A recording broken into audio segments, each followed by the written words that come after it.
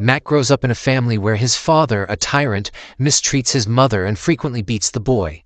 One day, after another beating, a neighbor stops the young boy and, offering him some pie, advises him to turn to God because good fathers don't behave that way. Mac follows her advice and shares his father's behavior with the church. That same night, his father beats him again, which becomes the final straw for Mac. He goes to the pantry and pours poison into all of his father's alcohol bottles. Many years pass, and Mac, now an adult, is raising 3 children with his wife Nan, Josh, Kate, and Missy. Every Sunday they attend church and refer to God as their Father. One winter day, Mac is clearing the driveway of snow when he finds a strange letter in the mailbox, inviting him to visit for the weekend, supposedly from Father. There is no traces of how the letter got there, and Mac is puzzled. As he walks back to the house, he slips, falls, hits his head, and loses consciousness. The story then shifts to a summer day when Mac takes his children on a picnic to a local national park by the lake. Nan can't join them due to work, and she hopes Mac will handle it on his own. The family arrives at the lake and meets other vacationers. In the morning, the older children go boating, and Missy starts drawing. However, when Kate stands up in the boat, it capsized, and Josh, entangled in a strap, can't swim to safety. Mac rushes to save his son and pulls him to the shore, but Missy is missing. The man starts looking for his daughter, but his search is not successful.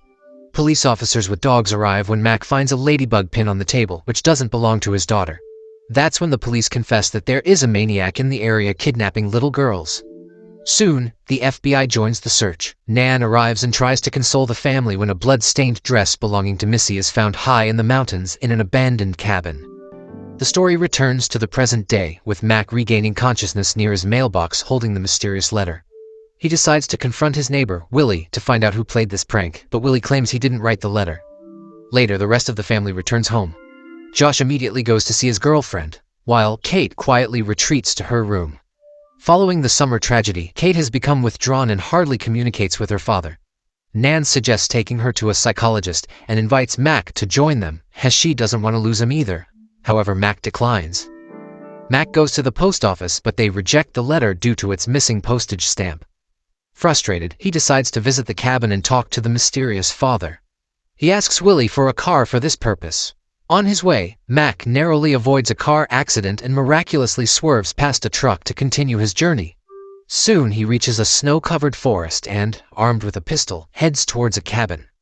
Inside, there is no one, but upon seeing old bloodstains on the floor, the man angrily reproaches God for not being able to bury his child properly, as the girl's body was never found.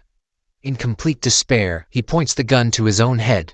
Just then, he is distracted by a deer that peeks in through the door. Stepping outside, Mac spots a distant figure, a man, and hides with his pistol at the ready. However, the stranger suddenly addresses him by name and beckons him to come along. Perplexed, Mac follows the stranger and transitions from the snowy winter to a paradise-like forest, surrounded by flowers and greenery where birds sing and a cabin stands. Inside, he is greeted by the childhood neighbor who used to treat him to pie.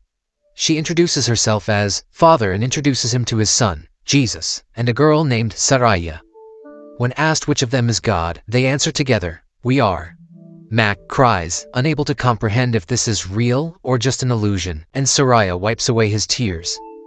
The man is so astonished that he doesn't want to wake up. Jesus shows him a letter and thanks him for visiting. Mac doesn't have to do anything and can engage in whatever he pleases, fishing, conversing with Father, or helping Saraya in the garden. The choices are his alone. Mac returns home, unsure if he is dead. However, the hostess denies this conclusion and says she loves him. The man confesses that he pictured God differently, with a beard, but the woman laughs. She can appear in various forms and asks the guy to help with a test. She knows there's now a gap between them, and she wants to heal him, although the pain can't be instantly and permanently erased. Mac blames her for what happened to Missy and can't forgive her. She reminds him that when a person only sees their pain, they don't notice God. But the man stubbornly sticks to his opinion. God often abandons those he loves. That's when God shows him the mark on his hand. He never left Jesus and was always with him, just like with Missy. Mac departs, but the woman follows him, reminding him that birds are born to fly, and he is born to love and be loved. Later, everyone gathers around the table. They talk about Mac's children, and for the first time, the man relaxes a bit. Later, Jesus leads him to the backyard and shows him his creation, the starry sky. Mac feels at ease with him, and Jesus reminds him that he's human, merely a conduit to Father and Sarai, who are responsible for creation and movement. At night, Mac dreams of Missy and wakes up in tears, but all around is peace, and Father invites him to the table. Like any parents, they're upset with their children, but sin is punishment in itself, and they turn everything into a blessing. Mac is angry. Can there be anything good in the death of a child? To this, Father pities Mac. His tragedy is that he doesn't believe in God's goodness. Mac wants to leave, but Sarai stops him. They want to help him, but he doesn't allow it. Maybe before he leaves, he could help her in the garden. The girl leads him to a place filled with a variety of beautiful plants, all scattered chaotically. Mac sees this as chaos, but also finds it beautiful. Sarai argues that the chaos is within him. Together they prepare a plot to plant something in honor of the holiday, while the girl asks Mac to define for himself what is good and what is evil. Mac defines good as what helps him and evil as what harms him. He's the judge, and he never makes mistakes. There are billions of people, each considering their good right, leading to wars. Can God handle all this on his own? Mac had a completely different vision. Mac begins to contemplate Sarai's words for the first time without anger when Jesus suggests they go to the other side to fish. However, while out in the middle of the lake, Mac suddenly sees his boat filling with a dark, threatening liquid that threatens to sink him. Panicking, he sees Jesus walking on water towards him. He implores Mac to calm down and rid himself of his inner evil. As soon as he trusts Jesus, he gains the ability to walk on water himself. Mac doesn't understand what's happening because the Bible and religion portray the Savior differently. Jesus replies that he doesn't need slaves, but friends, and that religion only complicates things. He reminds Mac that he's always there, so there's no need to do everything alone. Later, Jesus leads him deep into the forest and shows him a path he must follow. Mac proceeds, encounters a mountain, and passes through it. Inside, a woman sits on a high throne. Her name is Wisdom. She suggests that Mac become a judge for a while and conduct a review of human actions, deciding whom to punish and whom to pardon.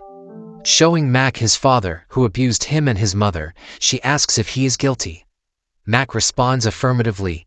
Then Wisdom shows a little boy who was brutally abused by his father and inquires about his guilt. Mac completely exonerates the child, but it turns out that this is Mac's father in his own childhood, who was also tormented by his father.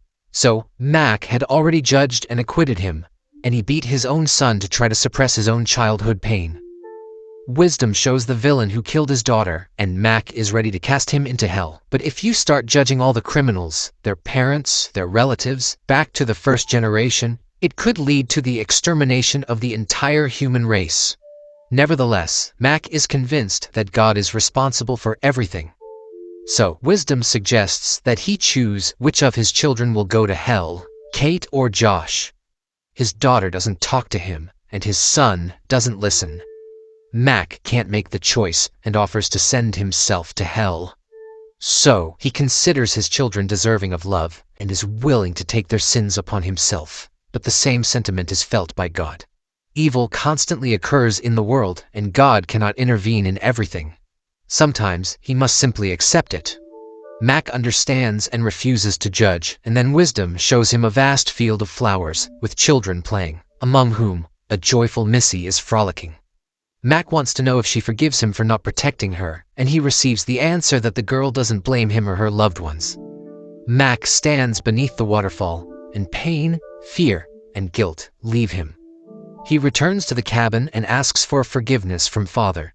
She says she can turn adversity into good, but it's not her who causes the problems, and she cannot be angry with him because she loves him. In the evening, God, Jesus, and Sarai lead him to a field where he meets his father and forgives him. The next morning, an elderly man wakes him up. This is a new aspect of God who asks Mac to take the next step and forgive the criminal. Mac cannot accept this, but God reminds him that forgiving doesn't mean becoming friends. It means letting go of the anger. Mac speaks the words of forgiveness, after which Father shows him where Missy's body is hidden. They wrap her in a white shroud, place her in a coffin, and bury her in the heavenly garden. Sarai pours Mac's tears into the ground, and at that spot, flowers and a large, beautiful tree grow. Returning to the cabin, Father asks if Mac is ready to go back home. If he stays here, he will be with Missy today, but she lives in a land of eternal patience and can wait. However, his loved ones cannot. Mac compares the two worlds and decides to return home, bidding farewell with the punishment to be more attentive to Kate since she blames herself for her sister's death. But they have always been, are, and will be there by his side. Mac comes to his senses in the middle of the cold cabin. He sits in his car, drives on the highway, and suddenly gets hit by a truck.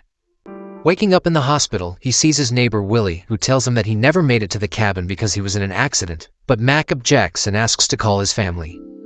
Then he asks to be left alone with Kate. For the first time, she admits that she constantly thinks that if she hadn't stepped into the boat, her little sister would still be alive. But her father denies her words. None of them are to blame, and they can continue to live. He tells his wife that he saw God in Missy, conveying the content of their conversations. His wife unquestioningly believes him. From that day on, the family lives differently. The pain has finally let go. Mac allows himself to be happy and enjoy every moment spent with his family. And sometimes, he takes off his shoes and tries to walk on water. Who knows, maybe it'll work. A complex and heavy film. Each person goes through a challenging journey to free themselves from some burden, grief, despair, guilt, fear. Otherwise, all of this blocks a person's energy, preventing them from giving and receiving love. You need to learn how to forgive and let go, even the most terrible things that sometimes happen in life, because otherwise, why live?